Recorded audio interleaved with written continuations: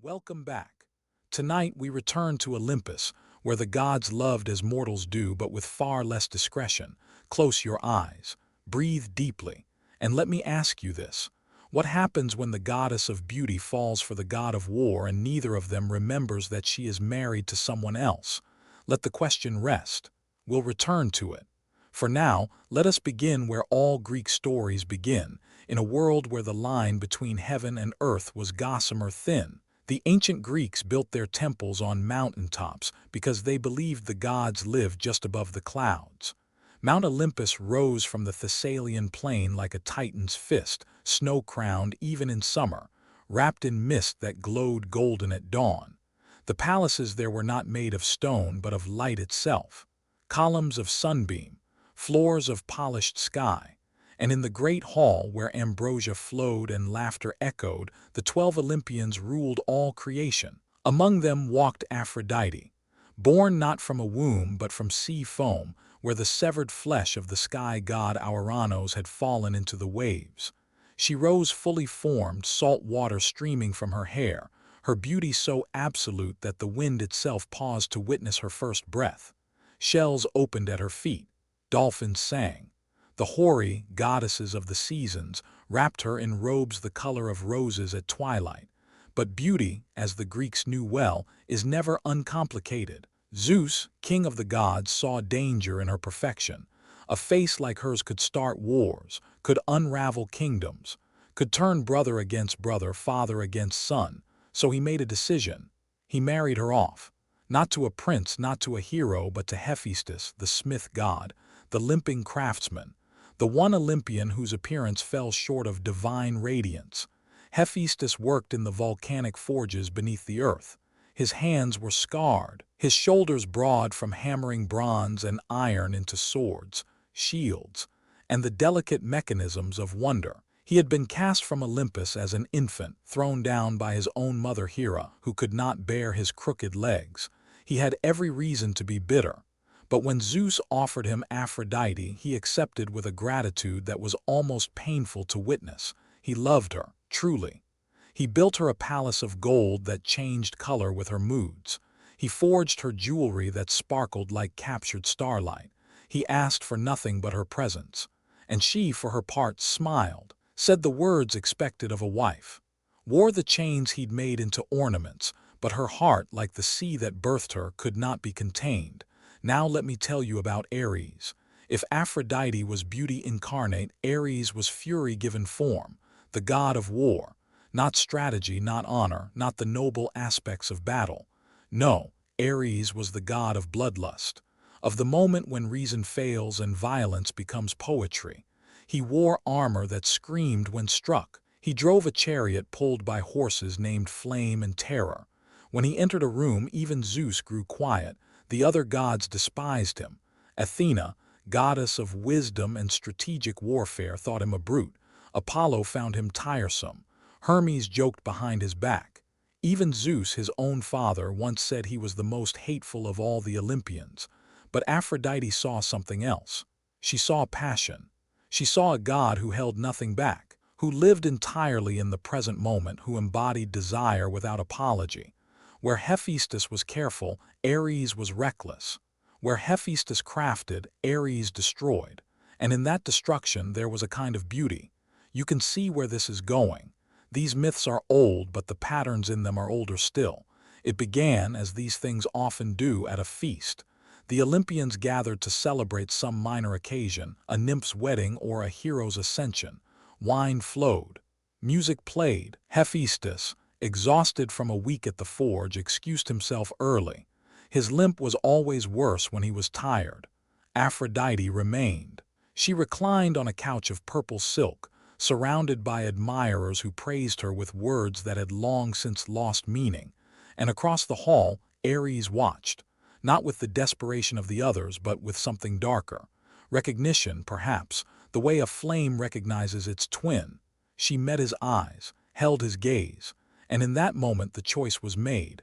They met in secret at first, in groves sacred to no particular god where the trees themselves seemed to lean away, granting privacy, in sea caves where the waves muffled sound. Aphrodite would tell Hephaestus she was visiting her temples, receiving worship from her priestesses. Ares would claim to be wandering battlefields, inspiring warriors. Neither lie was entirely false, but neither was entirely true. The affair blazed. Where her marriage to Hephaestus had been a cool, calm thing, this was wildfire.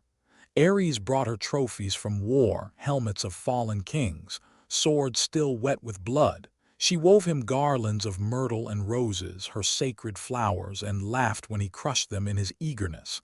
They were not careful, they were not quiet. They were gods after all, and gods do not expect consequences. But someone noticed.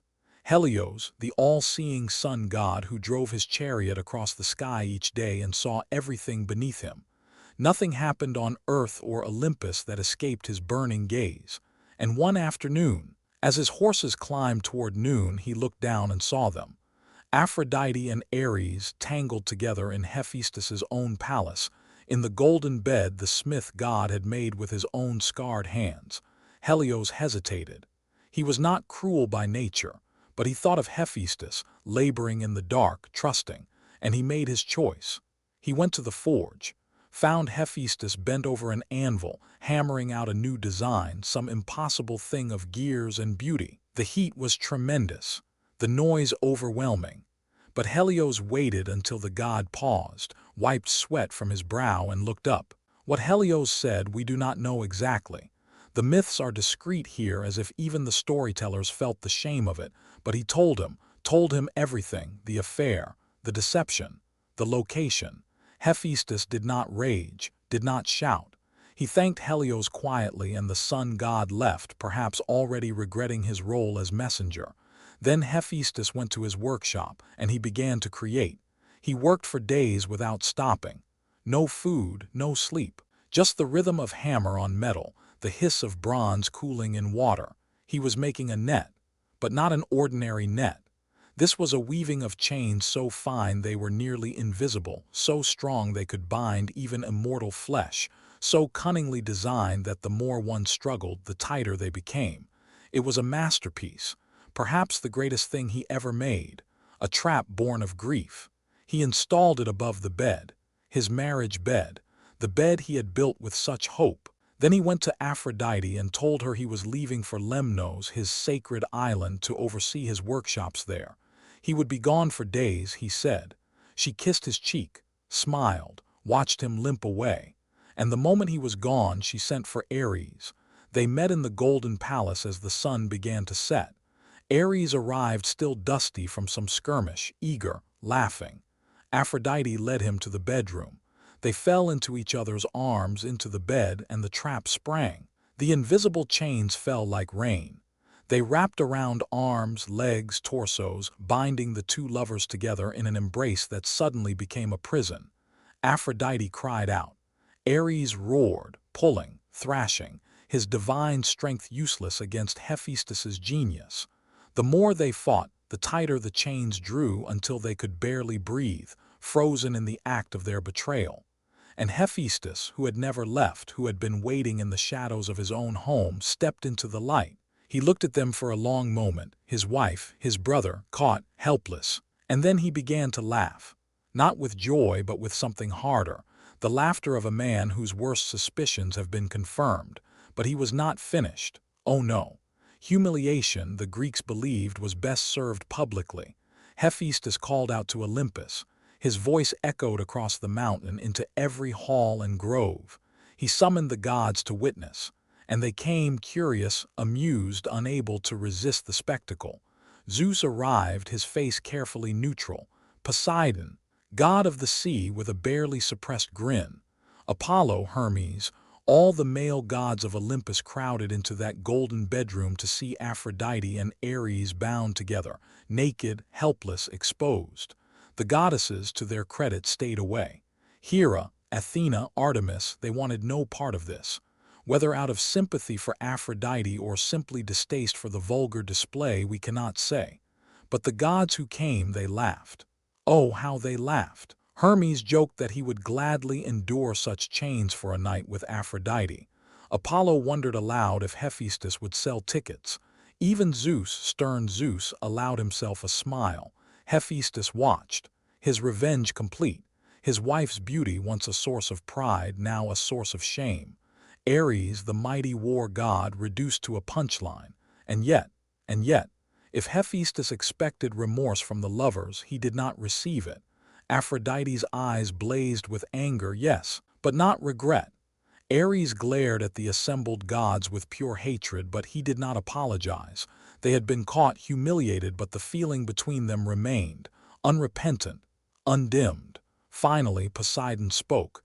He approached Hephaestus, placed a hand on his shoulder. "Enough," he said. "You have made your point. Release them. Let this end." Hephaestus shook his head. "Not until Ares returns the bride price Zeus paid me for Aphrodite. Not until he compensates me for my loss." Poseidon, perhaps seeing that this could spiral into something darker, made an offer. "I will stand as guarantor," he said. "I will pay the debt if Ares does not. Release them now on my honor." And Hephaestus, exhausted, his anger finally spent, agreed. He spoke a word and the chains dissolved like morning mist. Ares fled immediately, vanishing to Thrace, his wild northern homeland where he could nurse his wounded pride. Aphrodite ran to Cyprus, her sacred island, where her priestesses bathed her in the sea and dressed her in fresh robes and did not ask questions. The assembly dissolved. The gods returned to their own palaces, their own intrigues. The story spread as stories do.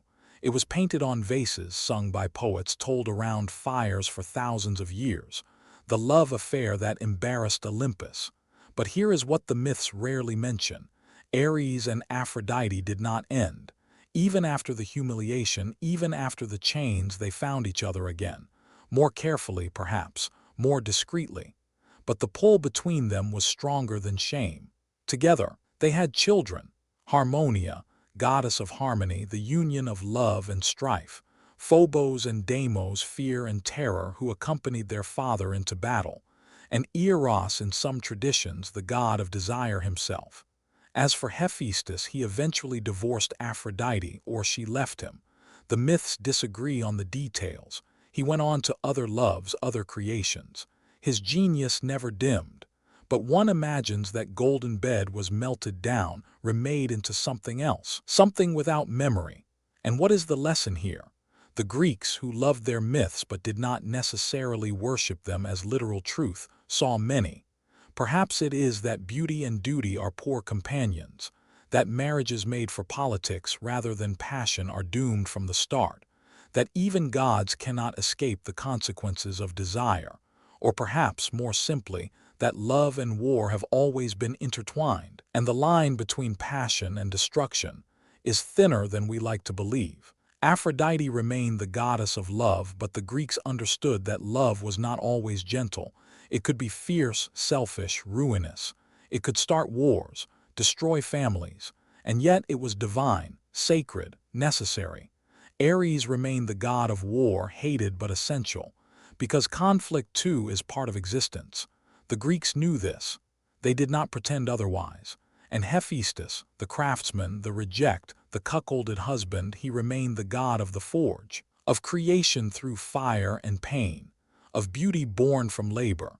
Perhaps he learned that some things cannot be held, no matter how carefully they are crafted, that love, like metal, has its own nature and will bend or break according to laws beyond any maker's control. The story ends, but the gods continue. That is the nature of immortality. No single moment defines them forever.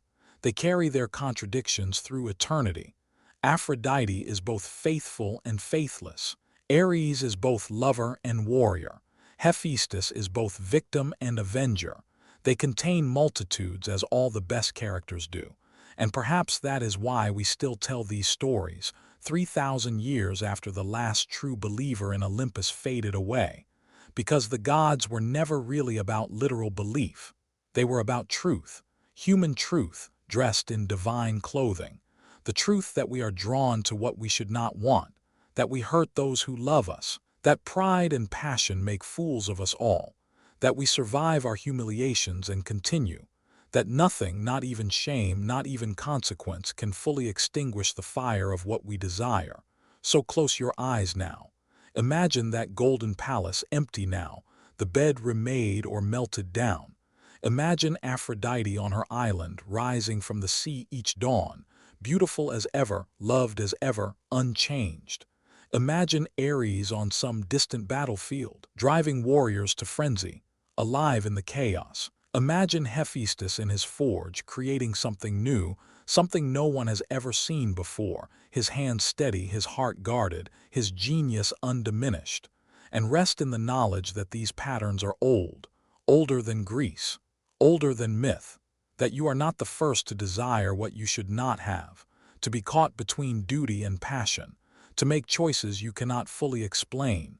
The gods walked these paths before us, and if they, in all their power, could not navigate them perfectly, perhaps we can grant ourselves some grace.